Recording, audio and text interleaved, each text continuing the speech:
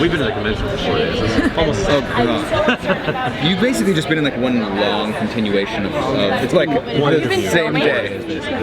We're gonna start. Yeah, on Friday. Yeah, and then I got here. I woke up at 3:30 in the morning on Saturday. Traveled here. There's no direct flight from Albuquerque here to anywhere. Albuquerque's like no offense to anybody, but I just can't quite wrap my head around that place. Anyway.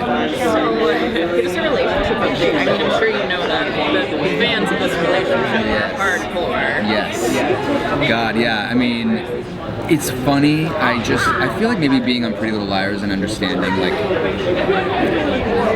what it takes for a relationship to like mean something to the public.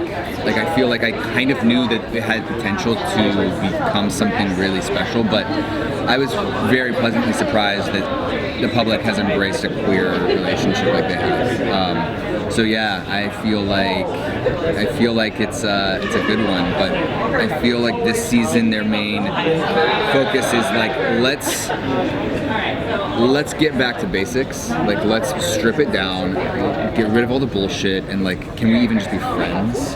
Do you know what I mean? Like they have such a passionate connection, but it's like what's at the bottom of it? You know what I mean? So this season, there's like some sexual tension, but they're not pursuing a relationship. And Alex actually decides to try a different relationship. So there's a new love interest for Alex this season. Same for Garen actually.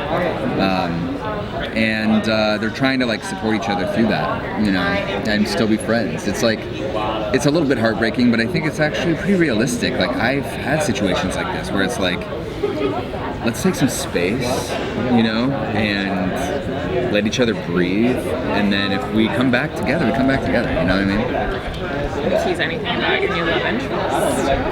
He has blue hair. Yeah. Which is interesting because I didn't know that it was going to happen that way until I saw him on set, and I was like, oh. No, but he's basically, I'm not going to say what relationship, but he is somebody who isn't from Roswell, but he has recently moved to Roswell, and his whole vibe shakes up like the norm of Roswell. Like he's a little bit more, he's just edgier, you know, than most people in Roswell, and I think for Alex, it just reminds him of kind of who he was in high school.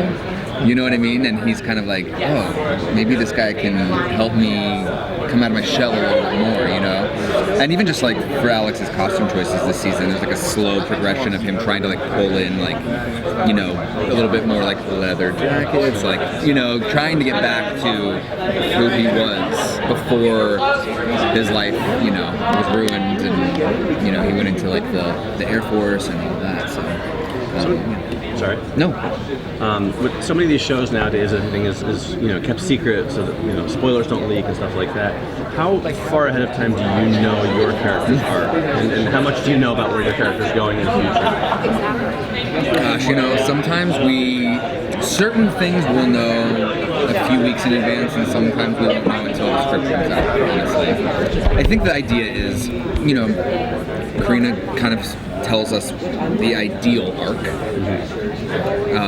But then, like, you know, time passes, the writers think differently, the studio, the network, you know, so I feel like for the most part, though, thus far, it's been pretty close to what Karina wanted. So, you know, it was helpful to hear that pitch in the beginning of the season, like before we started.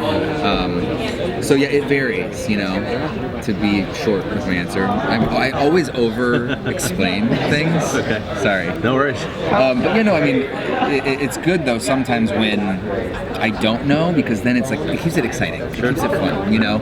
And then I'll be like, Karina, what's going on with this? Why'd you make that decision? What's going on? Like, what is that leading to, you know? So it keeps us excited about our storylines too. Yeah, I wanted to ask if like the breakup is going to cause Alex to kind of look at the relationship between him and the father, and we're gonna gain like a little insight into the familiar relationship Right. versus romantic. There's definitely like a dynamic shift with Alex and his father this season.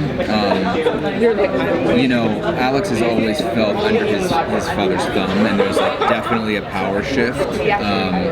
In season 1, you see Kyle Valenti hit my dad over the head, you know, and so he's laid out for this season, or most of the season, and sort of in this like really,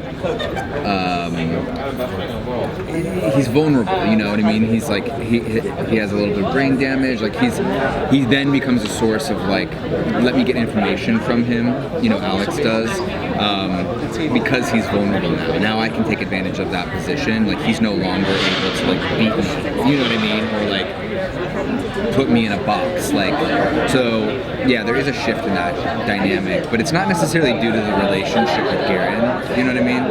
It's more of like Alex is becoming who he's always wanted to become. Kind of goes to the other end of the spectrum, like he's a little bit of a dick this season. He likes to start fights.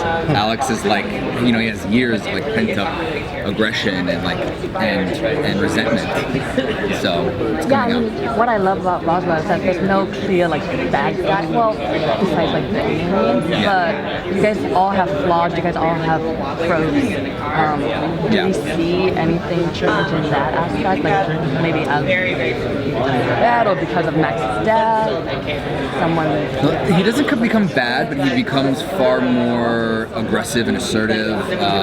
He realizes that he has the power, being in the Air Force, to like get information from like from government sources, and so I think he decides to stay in the Air Force because at the end of first season he was thinking of getting out, and he decides to stay in because he realizes that he can access information, and unfortunately what he starts to uncover is kind of it's dark, you know, in relationship to like how the aliens were treated and like that whole history, and of course he's in love with an alien who was directly affected by Alex's family's choices, you know, so it actually fuels him even more, like he gets so angry about it, you know what I mean?